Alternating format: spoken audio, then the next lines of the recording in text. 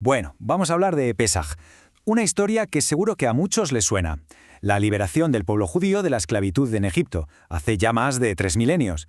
Pero, a ver, esto va mucho más allá de ser un simple cuento antiguo, ¿eh? Es que estamos hablando de la historia del nacimiento de una nación, y quién sabe, quizá del origen mismo de la idea de libertad que tenemos hoy. Y aquí es donde la cosa se pone, realmente profunda. Porque, a ver, pensemos un momento. ¿Cómo puede una historia sobre la libertad más absoluta empezar con más de 200 años de una opresión brutal?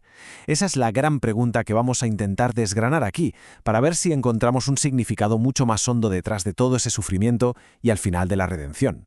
Vale, este va a ser nuestro recorrido. Primero, veremos la esclavitud como un crisol de hierro. Luego, los milagros como lecciones de realidad. Después, analizaremos el papel del Cordero como un acto de fe. Veremos el Éxodo como el nacimiento de una nación y, para terminar, cómo todo esto de la libertad se convierte en una experiencia personal, algo vivo. Venga, empecemos por el principio, que es la parte más dura, claro, la esclavitud. A primera vista podríamos pensar que fue, un simple y terrible accidente de la historia. Pero si nos fijamos en las fuentes, parece que todo aquello tuvo un propósito increíblemente transformador. Fijaos, una pista buenísima se esconde en el propio nombre de Egipto en hebreo, Mitzrayim. ¿De dónde viene esta palabra? Pues de la raíz metzar, que significa algo así como límite, estrechez, restricción. Esto ya nos dice mucho, ¿eh? Nos revela que no hablamos solo de esclavitud física, de trabajos forzados, sino de una presión total, del alma, una anulación de todo potencial humano y espiritual. Y esta cita lo ilustra a la perfección. La esclavitud se describe como un crisol de hierro. ¿Qué es un crisol? Pues es ese horno que se usa para purificar metales, para separar el oro de la escoria. La idea es justo esa, que toda esa presión terrible del exilio sirvió para purificar al pueblo, para forjar un carácter nacional nuevo, una fe que no se podía romper. Se trataba de eliminar todas las impurezas para que solo quedara, el oro puro. Muy bien. Entonces, ¿cómo se sale de un sitio así, de ese crisol? Pues no fue una simple huida, ni mucho menos. La salida fue a través de una serie de milagros. Y ojo, las 10 plagas no fueron solo una exhibición de poder, ¿eh? Fueron, por así decirlo, una clase magistral sobre la auténtica naturaleza de la realidad. El propósito de estos milagros, la verdad, era múltiple. A ver, por un lado, claro, buscaban demostrar la existencia de Dios y su control total sobre la creación. Pero también enseñaban una lección que era, fundamental, que este mundo físico que vemos y tocamos es solo la capa superficial de una realidad muchísimo más profunda, una realidad espiritual. Y finalmente, lo que hacían era establecer unas nuevas reglas del juego para el pueblo judío. Su destino ya no iba a depender de las leyes normales de la historia. Su supervivencia dependería directamente de Dios. Y aquí nos encontramos con una paradoja que a mí me parece preciosa. La noche en la que se celebra esta ruptura total con el orden natural se llama Seder. Y Seder, en hebreo, significa orden. ¿Cómo puede ser? Pues la clave es esa. Los milagros no destruyeron el orden, sino que establecieron un nuevo orden para el pueblo judío. Una realidad donde lo que parece sobrenatural se convierte para ellos en su estado natural. Bueno, y con esto llegamos al momento culminante. Justo antes de la salida, un solo acto que en el fondo lo resume todo, la ofrenda de Pesaj. Y que nadie piense que fue un ritual sin más, ¿eh? Fue un acto paradójico y sobre todo increíblemente desafiante.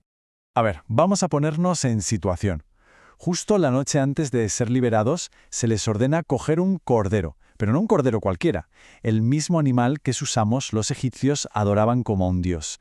Y no solo cogerlo, sino prepararlo para sacrificarlo. La pregunta es obvia, ¿por qué? ¿Por qué un acto tan provocador que a todas luces parecía un suicidio colectivo?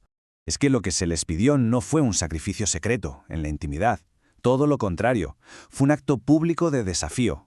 Ataron al Cordero, al dios de Egipto, a las patas de sus camas, a la vista de todo el mundo, a la vista de sus amos, durante 4 días. Era una declaración clarísima de que el poder de sus opresores y el de sus dioses no valía absolutamente nada. Era en definitiva una transferencia de lealtad, dejar al ídolo falso para abrazar al Dios verdadero. Y aquí viene lo realmente increíble. Si lo piensas fríamente desde un punto de vista lógico, desafiar a tus opresores sacrificando a su Dios era una sentencia de muerte segura. No tenía sentido. Y sin embargo, fue precisamente ese acto de fe, esa voluntad de afrontar el peligro por una creencia más alta, lo que les salvó. La redención no fue algo que les pasó, no fue pasiva. Exigió un acto de valentía que rompía por completo con la mentalidad de esclavo. Así que, con ese acto de fe, La puerta de la libertad se abre de par en par. Y el éxodo, por tanto, no es solo una huida masiva, es algo mucho más grande. Es el momento exacto en que nace una nación. De hecho, las fuentes lo comparan con algo que podemos entender muy bien, el nacimiento de una persona. Los 210 años en Egipto fueron, por así decirlo, la gestación, un desarrollo que ocurre oculto. El éxodo fue el parto, el nacimiento en sí, rápido y milagroso, y todo el viaje por el desierto fue la maduración, el crecer hasta la edad adulta, para finalmente recibir su propósito de vida en el Sinaí.